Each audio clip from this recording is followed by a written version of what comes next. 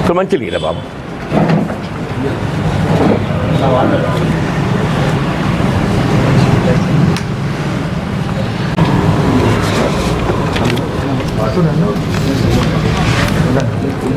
భారీ సాబ్ కుర్చీ లేదు బాబు, బయట వాటర్ బాటిల్ పోయి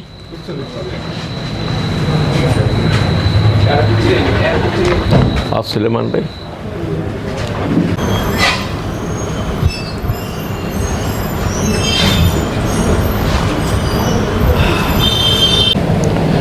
ఇప్పుడు రాష్ట్రంలో కాంగ్రెస్ ప్రభుత్వం ఏర్పడి నిన్నటికి సంవత్సర కాలం గడుస్తుంది.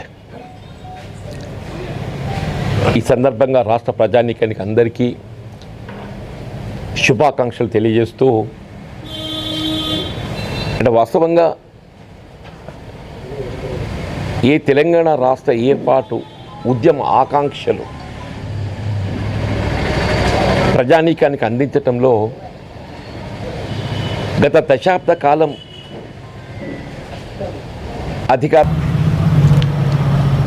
వీళ్ళు మీరు రూపొందించిన తెలంగాణ తల్లి ఏదైతుందో వీళ్ళు పెట్టుబడిదారులు ఉన్నత వర్గాలను ప్రతిబింబింపజేసే విధంగా, ఒక రాచరికపు వ్యవస్థకు అద్దం పట్టే విధంగా, ఒక రాచరికపు వ్యవస్థకు అద్దం పట్టే విధంగా ఏదైతుందో మీ తెలంగాణ తల్లి రూపొందించింది.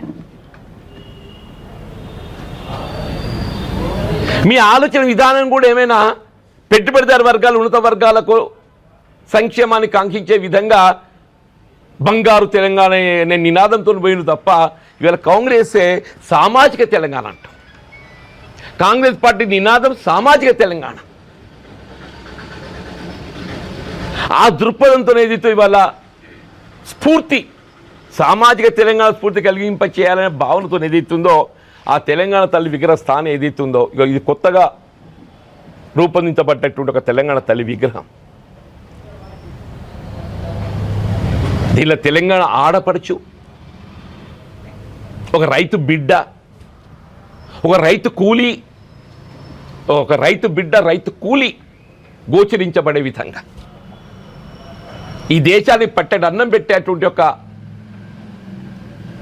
రైతు బిడ్డ చేతిలో వరి, గుల్క, మొక్కజొన్న, మన ప్రధాన పంటలు ఇటువంటి వాటిని, అంటే ఎందుకంటే వ్యవసాయం ప్రధానం కాబట్టి రూపొందిస్తే మీరు ఈ గొల్గ పట్టిన మంచిగా ఇంకొద్ది చేయి చూపెడుతున్నారు. అరే ఇది ఆశ్చర్యమే. ఏదో మిత్రులు చెప్తున్న బీఆర్ఎస్ నాయకులకు, ఇంకా బీజేపీలు ఏం మాట్లాడినో నేను గమనించలేదు. అరే నేను ఐ నాట్ అబ్జర్వ్. బీఆర్ఎస్ వాళ్ళ మొత్తం మాట్లాడారు, చెయ్యి చూపెడుతున్నారు. ఎస్, చెయ్యి అనేది ఏదైతే ఈ అభయాస్తం కేవలం కాంగ్రెస్ పార్టీకి చిహ్నం కాదు. ఇది కేవలం కాంగ్రెస్ పార్టీకి చిహ్నం కాదు. ఆనాడు స్వర్గీయ ఎన్టీ రామారావు గారు ఏదైతుందో హుస్సేన్ సాగర్లో గౌతమ బుద్ధుణ్ణి ఆవిష్కరించిండే. హుస్సేన్ సాగర్లో గౌతమ బుద్ధుని ఆవిష్కరించండి. నేను మిత్రులు చెప్తే మీరు ఒక్కసారి హుస్సేన్ సాగర్ గౌతమ బుద్ధుని గమనించండి అని చెప్పంటాను. గౌతమ బుద్ధుని విగ్రహాన్ని గమనించండి చెప్పంటాను. ఆయన గౌతమ బుద్ధుడు కూడా ఇదే అభయహస్తాన్ని సూచించాడు. ఉన్నాడు గౌతమ బుద్ధుడు? వేరే బొమ్మలు కనబడుతుంది. అన్ని దేవుళ్ళకు ఉంటాయి. నేను గౌతమ బుద్ధుడు అంటున్నాను. గౌతమ బుద్ధుడు అని ప్రస్తుత సమాజానికి ఏ విధంగా బాబాసాహెబ్ బిఆర్ అంబేద్కర్ గారిని మార్గదర్శకంగా మనం భావిస్తామో, ఈ సమాజ నిర్మాణంలో ఏదైతుందో గౌతమ బుద్ధుడు కూడా ఏదైతుందో అంతే ప్రాధాన్యత సంతరించుకుందని చెప్పంట.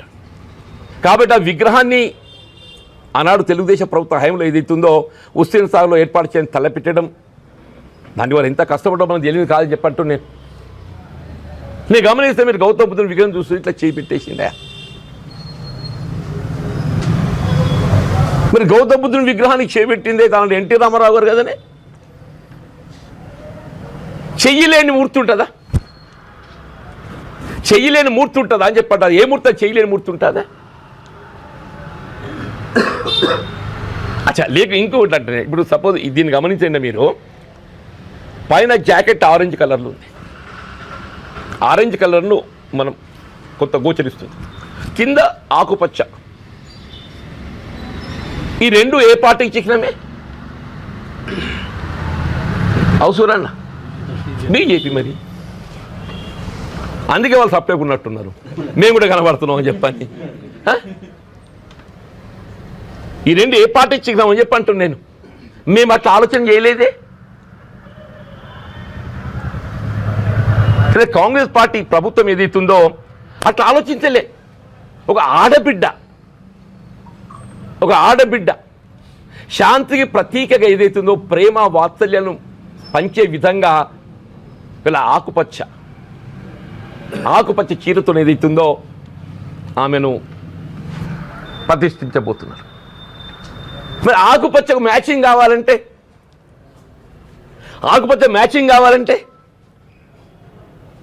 ఇది కొట్టొచ్చాడు కనబడాలంటే పైన ఇంకోటి ఏదైతుందో రివర్స్ రంగు రావాలి. రివర్స్ రంగు ఆరెంజ్ వచ్చింది. మరి అవి రెండు భారతీయ జనతా పార్టీకి సూచిస్తున్నాయని చెప్పని భావిస్తే సరైందేనండి. మరి కింద గద్దె ఉన్నది నీలిరంగు, బహుజన సమాజాన్ని అని చెప్పండి, బహుజన సమాజాన్ని గోచరింపజేస్తుందని చెప్పంటున్నా. తెలంగాణ రాష్ట్ర ఉద్యమకర్తలుగా పిడికిలు బిగించి ఆ బహుజన సమాజాన్ని కీర్తించే విధంగా నీలిరంగులో గద్దెను ఏర్పాటు చేసిందా? ఇది బహుజన సమాజ్ పార్టీని గోచరిస్తుంది. మరి ఇట్లా ఆలోచిస్తే ఎట్లా అని చెప్పంటున్నాను మరి మీరు అనుకున్నట్టయితే అది బీజేపీ కనబడుతుంది, బీఎస్పీ కనబడుతుంది, బహుజనులు. మరి కాంగ్రెస్ అభయహస్తం కూడా ఉన్నది.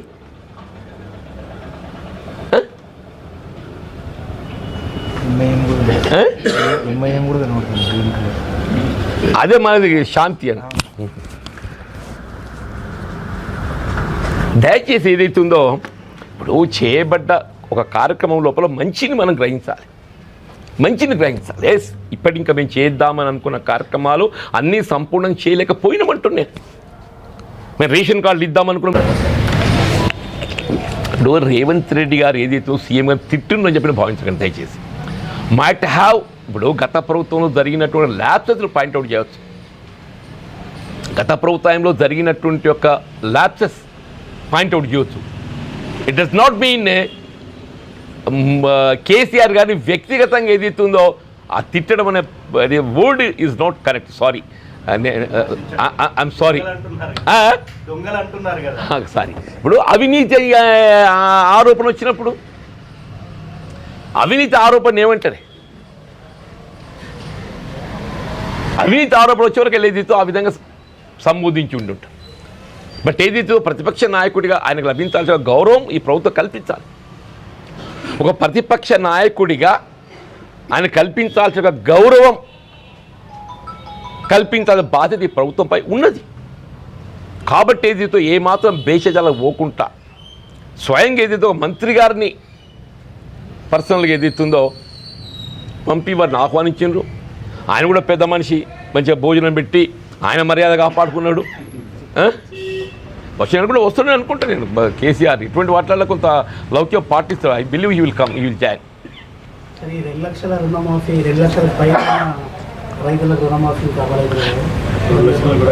అదే వేణు గారు ఇప్పుడు నేను చెప్పిన కదా. అసలు యాక్చువల్గా అంటే వాస్తవంగా 2 లక్షల పైబడ్డ వాళ్ళకు కూడా 2 లక్షల వరకు మాఫీ చేయగలిగితే బాగుంటుంది ఒక భావన. You are 100% correct. అంటే అందే ఇప్పుడు ఒకటి వనరుల సమీకరణ సమకూర్పు అనేది ఒకటి. ఇప్పుడు ఆర్థికంగా ఎన్ని సమస్యలు ఎన్ని ఇబ్బందులు ఉన్నా కానీ ఎందుకంటే ప్రభుత్వం పార్టీ కమిట్ అయింది కాబట్టి ఏది ఇస్తుందో ఇక్కడ దాకా పట్టుకొచ్చింది. ఈ పైబడ్డది కూడా ఇప్పుడు వాస్తవంగా కేంద్ర ప్రభుత్వం గట్ట తన వంతు బాధ్యత నిర్వహించి ఉండున్నట్టయితే కొంత మాకు వెసులుబాటు లభిస్తుంది కదండి. ఇప్పుడు ఈ రుణమాఫీ అనేది కేవలం ఏదైతుందో ఇది రాష్ట్ర ప్రభుత్వ బాధ్యత అనేగే ఇవాళ నేను పేపర్ చదివాను నేను. కేంద్రం రాష్ట్ర ప్రభుత్వానికి 1,60,000 కోట్ల ఏదో గ్రాంట్స్ మేము సమకూర్చోమని చెప్పన్నారు. 1,60,000 కోట్లు అన్నారు. ఎస్, ఈ రాష్ట్రంకి వెళ్ళి ఏదైతే పన్నుల రూపేణా మీరు సమకూర్చుకుంటున్నటువంటి వనరులలో ఈ రాష్ట్రానికి రావాల్సిన వాటా ఏదైతుందో అది ఎన్ఆర్ఈసే కానీ ఇతరత్ర కానీ నేమంటున్నా ఈ రుణమాఫీలో కూడా మీ భాగం. ఈ రుణమాఫీలో కూడా ఇప్పుడు ఏ రాష్ట్రం చేస్తలేదన్నా, తెలంగాణ రాష్ట్రం చేస్తుంది. ఇలా మీరు అన్నట్టు 2 లక్షల పైబడ్డ వాళ్ళకి చేయాలని ఇంకొక 11,000 కోట్లు కావాలి నా అంచనా. అదే నేనేమంటున్నా, నేను విజ్ఞప్తి చేస్తున్నా మోడీ గారికి, శివరాజ్ సింగ్ చౌహాన్ గారికి, ముఖ్యంగా కిషన్ రెడ్డి గారికి, బండి సంజయ్ గారికి, మీరు కూడా రైతు బిడ్డలు. గత యూపీఏ ప్రభుత్వం ఏ విధంగానైతే రుణమాఫీ చేయడం కేంద్ర ప్రభుత్వం తన వంతు బాధ్యత భావించి 100% కేంద్ర ప్రభుత్వమే ఆర్థిక భారం మోసి రుణమాఫీ చేసింది. ఇవాళ నేనేమంటా కనీసం ఒక 50% మాకు తోడు ఉండండి. ఈ 32,000 కోట్లలో ఏదైతుందో ఒక 16,000 కోట్లు మీరు కేంద్రం సమకూర్చినట్టయితే మేము ఆ 2 లక్షలు పైబడ్డ వాళ్ళకు కూడా రుణమాఫీ అమలు చేసే అవకాశం మాకు లభిస్తుంది కదా. You can also share the credit అంటూ నేను దయచేసి నేను ఇవాళ ఈ సంవత్సర కాలం పూర్తయిన సందర్భంగా మిత్రులు అన్నట్టు ఈ రుణమాఫీ చేయబడటం అనేది అందరూ కూడా ఆసక్తి గమనిస్తున్నారు. ఏ రాజకీయ పార్టీ కానీ కేవలం ఏదైతుందో ప్రకటనలకు పరిమితం కాకుండా తమ వంతు బాధ్యత అనేది గుర్తుంచుకోవాలి.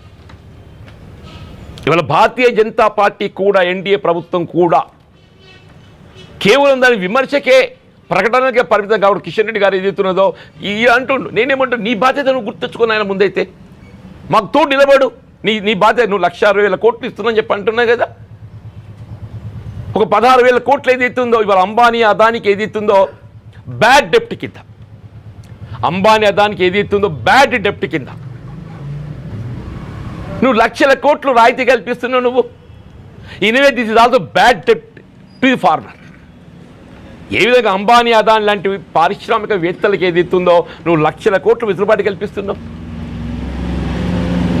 మరి తెలంగాణ రాష్ట్ర రైతాంగానికి ఇలా రాష్ట్ర ప్రభుత్వం పడుతున్న భారంలో ఒక 50% మీరు మాకు చేయూతనివ్వండి. You can share the credit of it also. ఒక 16,000 కోట్లు ఏదైతుందో మీరు ఇవ్వగలిగినట్టయితే we will not divert it. నేను సీఎం గారు విజ్ఞప్తి చేస్తా, బట్టి గారు విజ్ఞప్తి చేస్తా. కేంద్ర ప్రభుత్వం ఏదైతే రుణమాఫీకి అందించేటువంటి ఒక సహాయం ఉంటుందో దాన్ని ఇతరత్ర మార్పు చేయకుండా రుణమాఫీకే వినియోగించబడే విధంగా ఐ అప్పీల్. తప్పకుండా మీరు లేవనెత్తిన అంశాన్ని రేపు కౌన్సిల్లో నాకు అవకాశం వస్తే నేను ప్రభుత్వ దృష్టికి తీసుకెళ్తాను. 2 lakhs వరకు బిలో ఉన్న వాళ్ళు కూడా ఇప్పుడు రేవంత్ రెడ్డి గారు ఏదైతే సీఎం గారు తిట్టుందని చెప్పిన భావించకండి దయచేసి. మైట్ హ్యావ్ ఇప్పుడు గత ప్రభుత్వంలో జరిగినటువంటి ల్యాప్సెస్లు పాయింట్అవుట్ చేయవచ్చు. గత ప్రభుత్వంలో జరిగినటువంటి యొక్క ల్యాప్సెస్ పాయింట్అవుట్ చేయవచ్చు. It does not mean KCR గారిని వ్యక్తిగతంగా ఏదైతుందో ఆ తిట్టడం అనే word is not correct. Sorry, I'm sorry. Sorry. ఇప్పుడు అవినీతి ఆరోపణ వచ్చినప్పుడు అవినీతి ఆరోపణ ఏమంటారు? అవినీతి ఆరోపణ వచ్చేవరకు ఏదైతే ఆ విధంగా సంబోధించి ఉండుంటారు. బట్ ఏదైతే ప్రతిపక్ష నాయకుడిగా ఆయనకు లభించాల్సిన గౌరవం ఈ ప్రభుత్వం కల్పించాలి.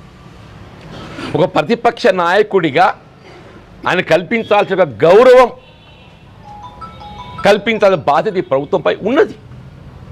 కాబట్టి ఏదైతే ఏమాత్రం భేషజాలకు పోకుండా స్వయంగా ఏదైతే మంత్రి గారిని పర్సనల్గా ఏదైతుందో పంపి వారిని ఆహ్వానించిండ్రు. ఆయన కూడా పెద్ద మనిషి, మంచిగా భోజనం పెట్టి ఆయన మర్యాద కాపాడుకున్నాడు. వచ్చిన కూడా వస్తున్నాడు అనుకుంటా నేను. కేసీఆర్ ఇటువంటి వాటిల్లో కొంత లౌక్యం పాటిస్తాడు. I believe he will come, he will join. 2 లక్షల రుణమాఫీ, 2 లక్షల పైన రైతులకు రుణమాఫీ కావాలి. అదే వేణు గారు ఇప్పుడు నేను చెప్పిన కదా. అసలు యాక్చువల్గా అంటే వాస్తవంగా 2 లక్షల పైబడ్డ వాళ్ళకు కూడా 2 లక్షల వరకు మాఫీ చేయగలిగితే బాగుంటుంది ఒక భావన. You are 100% correct. అంటే నేను అందే ఇప్పుడు ఒకటి వనరుల సమీకరణ సమకూర్పు అనేది ఒకటి. ఇప్పుడు ఆర్థికంగా ఎన్ని సమస్యలు ఎన్ని ఇబ్బందులు ఉన్నా కానీ ఎందుకంటే ప్రభుత్వం పార్టీ కమిట్ అయింది కాబట్టి ఏదైతుందో ఇక్కడ దాకా పట్టుకొచ్చింది. ఈ పైబడ్డది కూడా ఇప్పుడు వాస్తవంగా కేంద్ర ప్రభుత్వం గట్ట తన వంతు బాధ్యత నిర్వహించి ఉండున్నట్టయితే కొంత మాకు వెసులుబాటు లభిస్తుంది కదండి. ఇప్పుడు ఈ రుణమాఫీ అనేది కేవలం ఏదైతుందో ఇది రాష్ట్ర ప్రభుత్వ బాధ్యత అనేగే ఇవాళ ఇవాళ పేపర్ చదివాను నేను. కేంద్రం రాష్ట్ర ప్రభుత్వానికి 1,60,000 కోట్ల ఏదో గ్రాంట్స్ మేము సమకూర్చోమని చెప్పన్నారు. 1,60,000 కోట్లు అన్నారు. ఎస్, ఈ రాష్ట్రంకి వెళ్ళి ఏదైతే పన్నుల రూపేణా మీరు సమకూర్చుకుంటున్నటువంటి వనరులలో ఈ రాష్ట్రానికి రావాల్సిన వాటా ఏదైతుందో అది ఎన్ఆర్ఈసే కానీ ఇతరత్ర కానీ నేమంటున్నా ఈ రుణమాఫీలో కూడా మీ భాగం. ఈ రుణమాఫీలో కూడా ఇప్పుడు ఏ రాష్ట్రం చేస్తలేదన్నా తెలంగాణ రాష్ట్రం చేస్తుంది.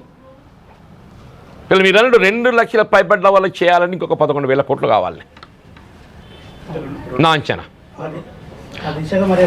అదే నేనేమంటున్నా, నేను విజ్ఞప్తి చేస్తున్నా మోడీ గారికి, శివరాజ్ సింగ్ చౌహాన్ గారికి, ముఖ్యంగా కిషన్ రెడ్డి గారికి, బండి సంజయ్ గారికి,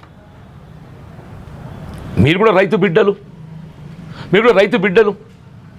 గత యూపీఏ ప్రభుత్వం ఏ విధంగానైతే రుణమాఫీ చేయడం కేంద్ర ప్రభుత్వం తన వంతు బాధ్యత భావించి 100% కేంద్ర ప్రభుత్వమే ఆర్థిక భారం మోసి రుణమాఫీ చేసింది. ఇవాళ నేనేమంటా కనీసం ఒక 50% మాకు తోడు ఉండండి. ఈ 32,000 కోట్లలో ఏదైతుందో ఒక 16,000 కోట్లు మీరు కేంద్రం సమకూర్చినట్టయితే మేము ఆ 2 లక్షలు పైబడ్డ వాళ్ళకు కూడా రుణమాఫీ అమలు చేసే అవకాశం మాకు లభిస్తుంది కదా. You can also share the credit అంటూ నేను దయచేసి నేను ఇవాళ ఈ సంవత్సర కాలం పూర్తయిన సందర్భంగా మిత్రులు అన్నట్టు ఈ రుణమాఫీ చేయబడటం అనేది అందరూ కూడా ఆసక్తి గమనిస్తున్నారు. ఏ రాజకీయ పార్టీ కానీ కేవలం ఏదైతుందో ప్రకటనలకు పరిమితం కాకుండా తమ వంతు బాధ్యత అనేది గుర్తుంచుకోవాలి. ఇవాళ భారతీయ జనతా పార్టీ కూడా, ఎన్డీఏ ప్రభుత్వం కూడా కేవలం దాని విమర్శకే, ప్రకటనకే పరిమితం కాబట్టి కిషన్ రెడ్డి గారు ఏదైతున్నదో అంటుండు. నేనేమంటూ నీ బాధ్యత నువ్వు గుర్తుంచుకుని ఆయన ముందైతే మాకు తోడు నిలబడు. నీ బాధ్యత నువ్వు 1,60,000 కోట్లు ఇస్తున్నావు చెప్పి అంటున్నావు కదా. ఒక 16,000 కోట్లు ఏదైతుందో ఇవాళ అంబానీ అదానికి ఏదైతుందో బ్యాడ్ డెప్ట్ కింద, బ్యాడ్ డెప్ట్ కింద నువ్వు 1,00,000 కోట్లు రాయితీ కల్పిస్తున్నావు. నువ్వు anyway this is also bad డెప్ట్ టు ది ఫార్మర్. ఏ విధంగా అంబానీ అదాని లాంటి పారిశ్రామికవేత్తలకు ఏదైతుందో నువ్వు 1,00,000 కోట్లు వెసులుబాటు కల్పిస్తున్నావు. మరి తెలంగాణ రాష్ట్ర రైతాంగానికి ఇలా రాష్ట్ర ప్రభుత్వం పడుతున్న భారంలో ఒక 50% మీరు మాకు చేయూతనివ్వండి. You can share the credit of it also. ఒక 16,000 కోట్లు ఏదైతుందో మీరు ఇవ్వగలిగినట్టయితే we will not divert it. నేను సీఎం గారు విజ్ఞప్తి చేస్తా, బట్టి గారు విజ్ఞప్తి చేస్తా. కేంద్ర ప్రభుత్వం ఏదైతే రుణమాఫీకి అందించేటువంటి ఒక సహాయం ఉంటుందో దాన్ని ఇతరత్ర మార్పు చేయకుండా రుణమాఫీకే వినియోగించబడే విధంగా ఐ అప్పీల్. తప్పకుండా మీరు లేవనెత్తిన అంశాన్ని రేపు కౌన్సిల్లో నాకు అవకాశం వస్తే ప్రభుత్వ దృష్టికి తీసుకెళ్తాను.